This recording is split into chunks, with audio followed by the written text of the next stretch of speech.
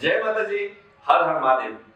તો આજે આપણે રક્ષાબંધનની સાચી તારીખ અને રાખડી બાંધવાનું મુહૂર્ત કેટલા વાગે છે તો એના વિશે આપણે જણાવશું।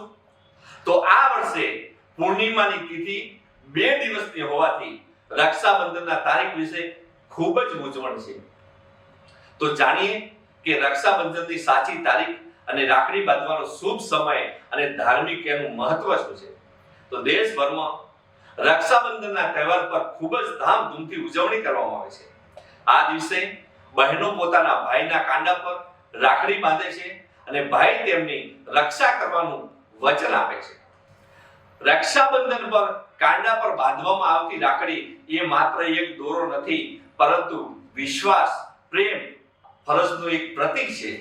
આ વખતે રક્ષાબંધનની તારીખ ખાસ કરીને યાદ રાખજો, શ્રાવણ સુદ પૂનમ અને શનિવાર, એટલે તારીખ 9/8/2025 પૂનમના દિવસે અને શનિવારના દિવસે રક્ષાબંધન છે અને રાખડી બાંધવાનો સમય ખાસ કરીને મારી બહેનો તમે યાદ કરી લેજો કે સવારમાં 5:35 થી ચાલુ થશે અને બપોરે 1:24 સમય પૂરો થઈ જશે।